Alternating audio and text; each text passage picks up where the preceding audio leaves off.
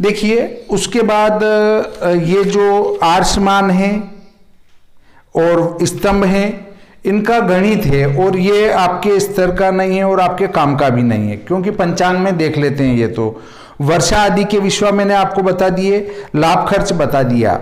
नववर्ष प्रवेश कुंडली जो बनाते हैं वो चैत्र की जो अमावस्या समाप्त होती है, चैत्र की अमावस्या समाप्ति के समय की कुंडली बनाई जाती है, वो नववर्ष प्रवेश होती है। और ऐसे ही जगन लग्न कुंडली, हाँ, नववर्ष प्रवेश कुंडली अमावस्या की समाप्ति समय से बनाते हैं। इसकी आपको आवश्यकता ही नहीं, नोट करने की जरूरत ही नहीं है, क्योंकि ये पंचांगकर्ताओं का विषय है। आप तो केवल सुन लें, थोड़ा ध्यान में रहे बस। जगन लग्न कुंडली, ये मेष संक्रांति प्रवेश समय की कुंडली बनाई जाती है। और आद्रा प्रवेश कुंडली, आद्रा नक्षत्र का प्रवेश जिस समय होता है उस समय की यह कुंडली बनाई जाती है। सरस्वती जातक, ये जो है वृषभ राशि पर जब सूर्य प्रवेश होते हैं उस समय की कुंडली बनाई जाती है, जो कि वर्षा की फसलों की जानकारी देती है। इसी प्रकार ग्रीष्म सस्य जातक, ये वृश्चिक राशि में जब सूर्य प्रवेश होता है उस समय की कुंडली बनाई जाती है। और ये ग्रीष्मिक धान्य अर्थात गेहूं, चने, इनकी जानकारी के लिए ये बनाई जाती है। ये अभी तक का विवरण जो है वो आपके किसी काम का नहीं है, केवल आपको पढ़ना है। उसके बाद ग्रहण विवरण, ग्रहण सूर्य और चंद्र के होते हैं। उसके बाद एक ऐसा अमान्य ग्रहण भी होता है जो आजकल लोगों को उससे भी डराया जाने लगा है, जो कि गलत है। मांद्य चंद्र ग्रहण, मांद्य चंद्र ग्रहण प्रतिछाया ग्रहण है, जिसको विरल छाया ग्रहण भी कहते हैं। और वो आपके कहीं से कहीं तक कोई काम का नहीं है, किसी के भी लिए काम का नहीं है, वो एक आकाशीय सामान्य घटना है। जब मांद्य चंद्र ग्रहण हो तो उसमें किसी प्रकार का कोई यम नियम सूतक आदि मान्य नहीं होता है। इसके बाद अगले विषय पर चलें तो मकर संक्रांति फल आता है। जब सूर्य मकर राशि में प्रवेश करते हैं तो उस समय को आधार मानकर उसका फलित लिखा जाता है, और संक्रांति के आधार पर राशि फल भी होता है, उसको बताया जाता है। उसके बाद देखिए प्रमुख त्योहारों के पूजन का समय आ जाता है।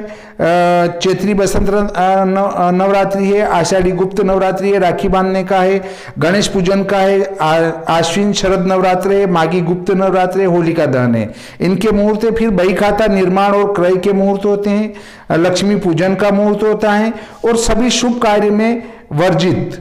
इस बात को भी आपको याद रखने की जरूरत नहीं, शुभ कार्य में क्या क्या वर्जित हैं। फिर भी एक बार इस चीज को तो अटका लें, क्योंकि आपके मुहूर्त में काम आएगा जब आप पंचांग का कार्य देखने का कार्य करेंगे, आदि कार्य करेंगे, तो आपके लिए ये बहुत आवश्यक है।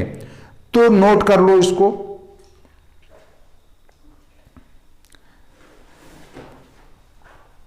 मीन संक्रांति,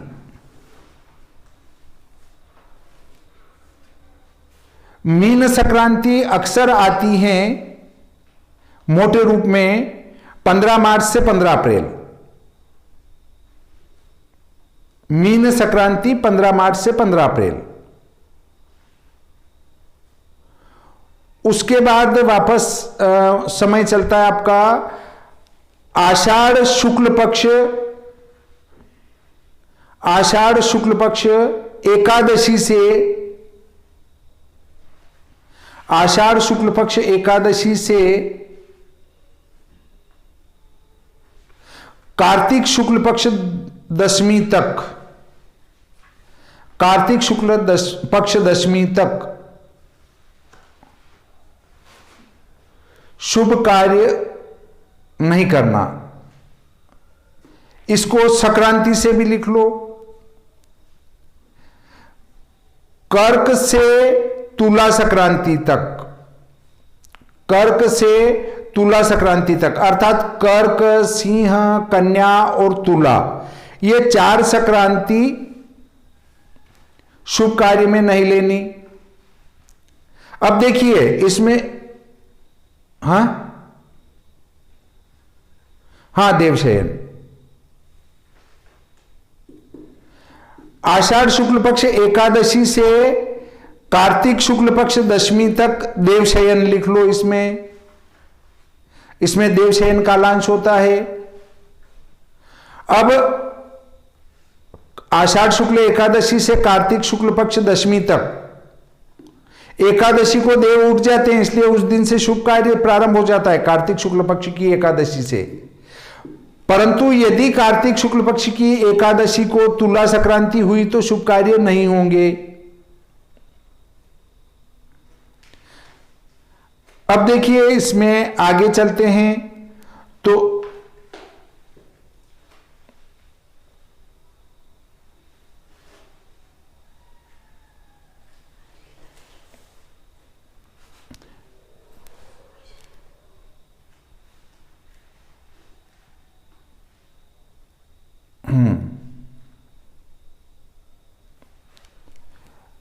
अगला बिंदु आता है इसमें कि ग्रहारंभ, मशीनरी, ये छोटे मोटे मुहूर्त जो है देवशयन काल में भी होते हैं। परंतु भाद्रपद शुक्ल पक्ष पूर्णिमा से लिख लो, भाद्रपद शुक्ल पक्ष पूर्णिमा से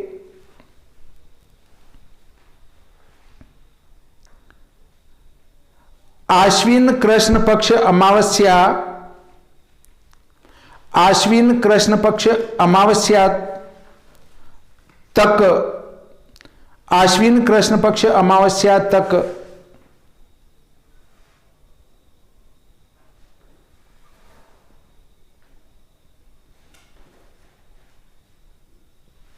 श्राद्ध होने से सभी कार्य वर्जित, श्राद्ध होने से सभी कार्य वर्जित।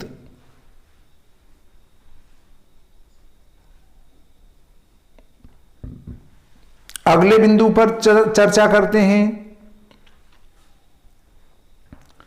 अगला बिंदु आता है धनु संक्रांति। धनु संक्रांति 15 दिसंबर से 15 जनवरी तक, 15 दिसंबर से 15 जनवरी तक मलमास, इसको मलमास कहेंगे, मलमास।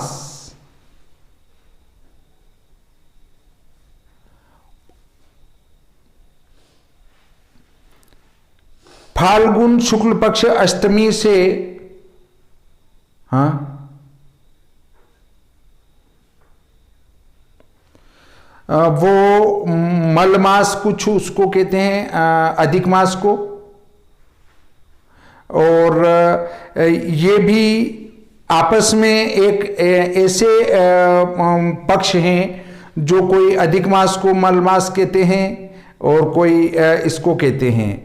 वैसे मल उसको कहते हैं जिसका कोई उपयोग नहीं हो और वो अधिक मास कहलाता है, परंतु वस्तुतः हम इस धनु संक्रांति का शुभ कार्य में उपयोग नहीं करते हैं। कुल मिलाकर आपको ये याद रखना है।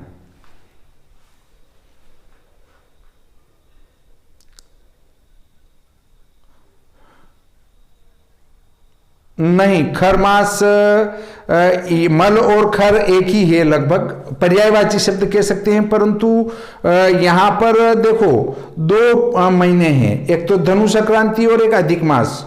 तो कोई उसको मल कहता है, कोई इसको मल कहता है, परंतु हे दोनों शुभ कार्य में वर्जित है। अगर खर भी कह दो, मल भी कह दो, तो वो खर और मल लगभग दोनों पर्यायवाची हैं। लगभग लगभग कह रहा हूं, पूर्णतया नहीं है। कोई उसको मल,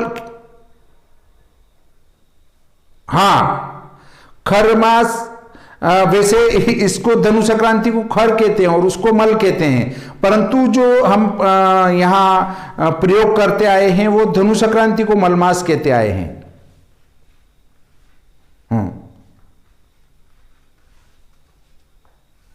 हाँ,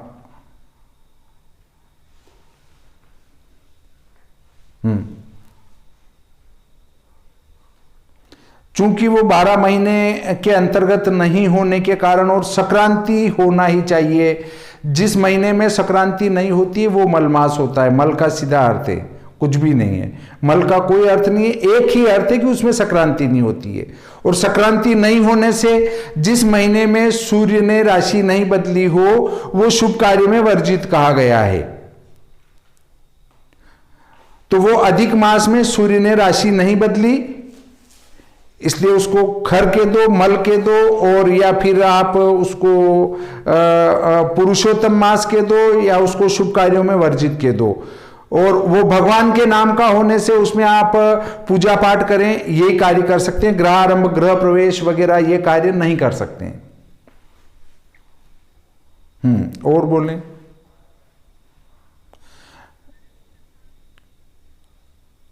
फाल्गुन शुक्ल पक्ष अष्टमी से पूर्णिमा तक, फाल्गुन शुक्ल पक्ष अष्टमी से फाल्गुन शुक्ल पक्ष पूर्णिमा तक होला अष्टक रहता है।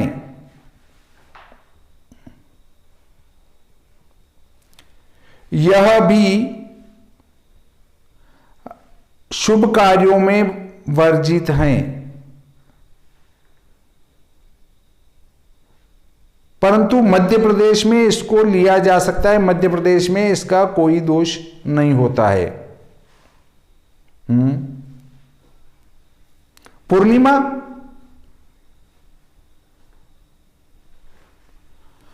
फाल्गुन शुक्ल पक्ष अष्टमी से पूर्णिमा तक मलमास होता है। यह सभी शुभ कार्यों में वर्जित है, परंतु मध्य प्रदेश में इसको नहीं माना जाता है। हाँ, इसमें इसके बाद अगला बिंदु लेते हैं हम। मध्य प्रदेश में इसका दोष नहीं होता है।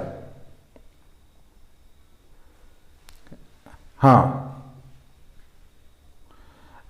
इसके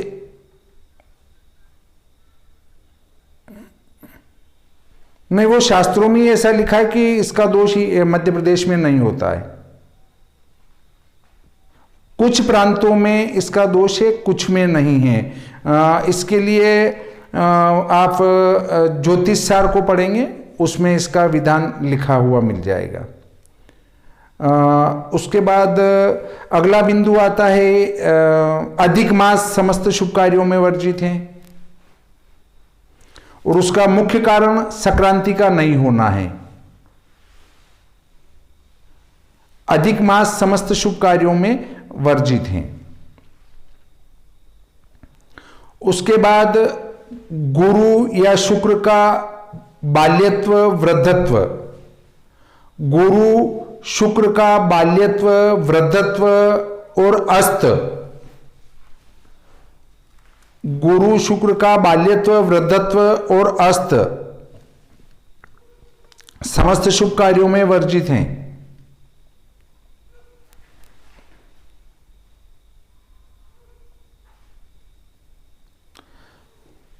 अगला बिंदु आता है व्यतिपात योग वेदरति योग। व्यतिपात योग वेदरति योग,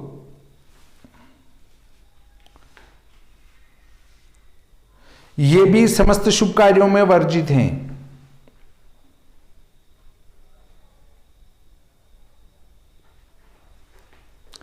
इसी में अगला बिंदु आता है वही व्यतिपात वेदरति योग। उसके बाद अच्छा, व्यतिपात योग और वेदरति योग,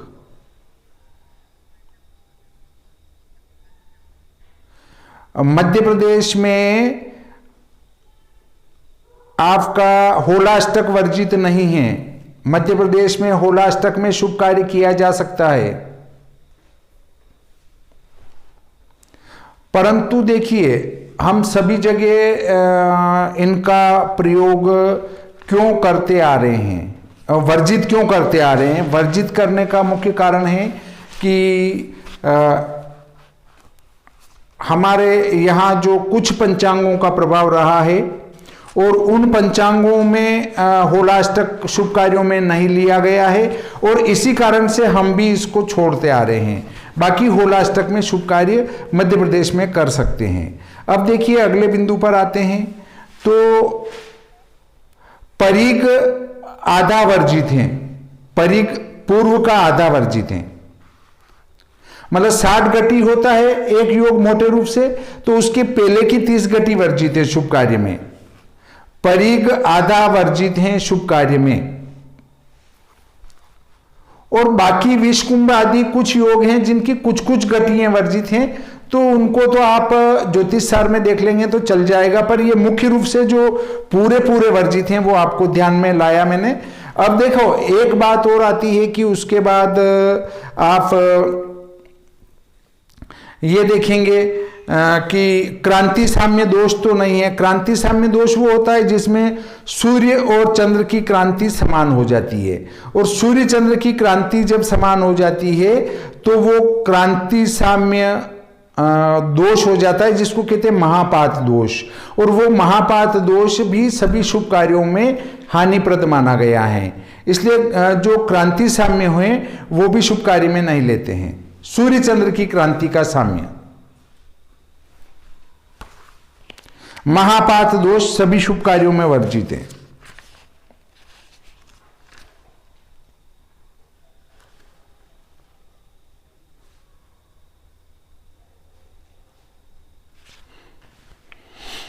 उसके बाद देखेंगे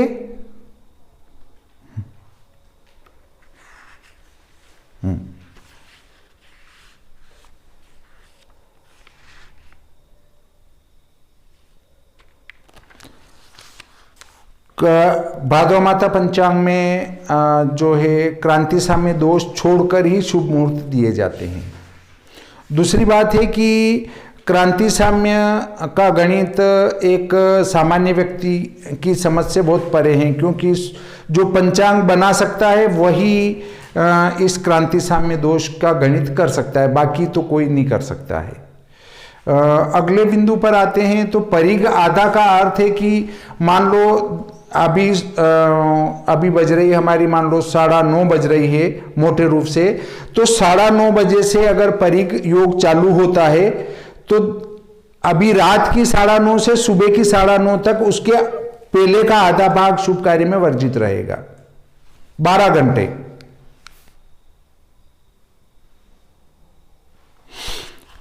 उसके बाद अगले बिंदु को देखते हैं तो इसमें मुहूर्त दिए हैं यज्ञोपवीत मुहूर्त, ग्रहारंभ, नवीन ग्रह प्रवेश, सामान्य नवीन ग्रह प्रवेश, देव प्रतिष्ठा, उग्र देव प्रतिष्ठा, द्विरागमन और उग्रदेव, भैरव, यक्षिणी, इनकी प्रतिष्ठा कर सकते हैं। पितृदेवता इनकी स्थापना कर सकते हैं, परंतु जहां भगवान राम है, कृष्ण है, इनकी स्थापना जो है वो दक्षिणायन में वर्जित की गई है। मतलब दक्षिणायन में आप शुभ देव की प्रतिष्ठा नहीं कर सकते हैं।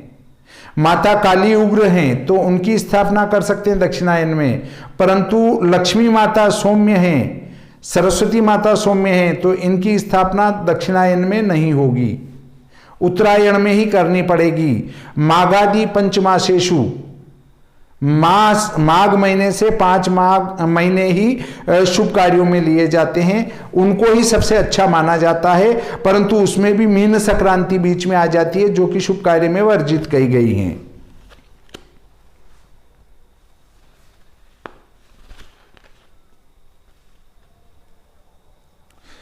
उत्तरायण में सभी प्रकार के देवता की प्रतिष्ठा की जा सकती है, वहां कहीं किसी भी प्रकार का कोई दोष नहीं है। जहां सौम्य देवता की प्रतिष्ठा हो सकती है वहां उग्रदेव प्रतिष्ठा करने में कोई दिक्कत नहीं है। उसके बाद आते हैं लक्ष्मी जी की स्थापना भी सौम्य में आती है, इसलिए वहां करने में कोई दिक्कत नहीं है। परंतु अब हम कहेंगे दीपावली को करते हैं, तो दीपावली एक पर्व है और उस पर लक्ष्मी माता के नाम से ही होने से वहां लक्ष्मी पूजन करने में कोई दोष नहीं होता है।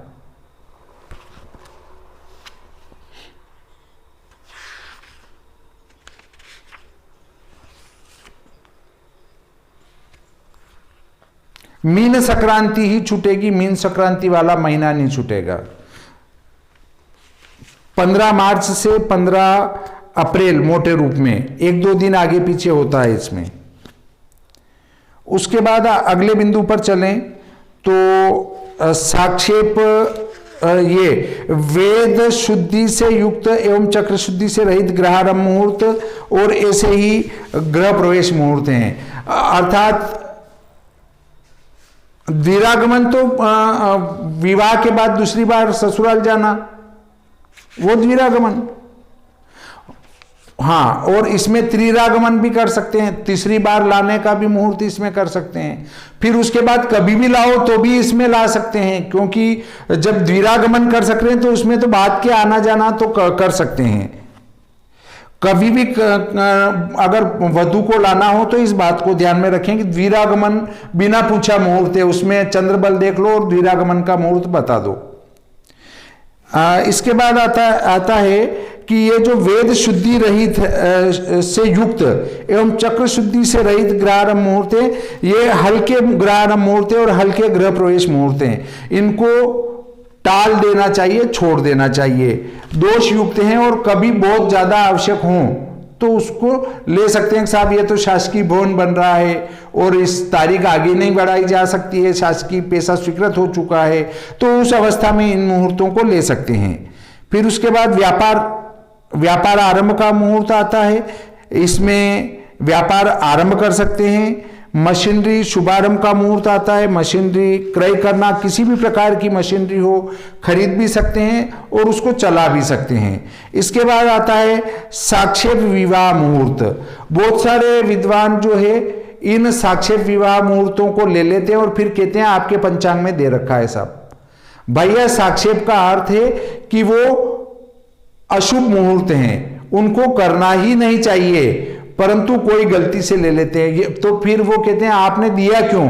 देने का अर्थ ये है कि बहुत सारे पंचांगों में ये मुहूर्त दिए जाते हैं और हमने ये मुहूर्त क्यों नहीं दिए उसका कारण बताने के कारण ये साक्षेप विवाह मुहूर्त दिए हैं। देखिए पेज नंबर 13 पर लिखा है साक्षेप विवाह मुहूर्त संवत 2077, उसमें लिखा है वैशाख कृष्ण पक्ष सप्तमी मंगलवार उत्तराषाढ़ा दिनांक 14/4/2020 मृत्यु पंचक। इसका अर्थ है कि इस दिन मृत्यु पंचक होने से आप इसमें विवाह नहीं कर सकते हैं। अब इस प्रकार जो है मुहूर्तों की जानकारी हमारी यहीं पर पूरी हो जाती है और प्रारंभिक जानकारी भी यहीं पर पूरी